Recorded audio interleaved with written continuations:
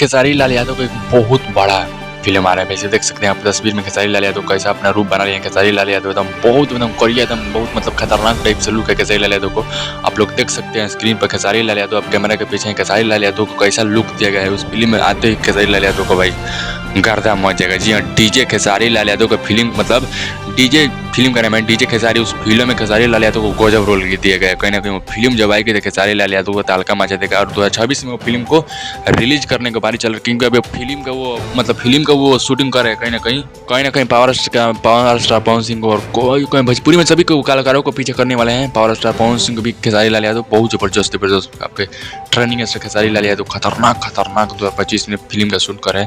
और कहीं ना कहीं 2025 में एक फिल्म भी डांस उसका रिलीज होगा और तभी भी तालका मचा देगा। कहीं ना कहीं रंग दे बसंती, संघर्ष 2 और फिर से एक राजा राम फिल्म आया था खेसारी लाल यादव का।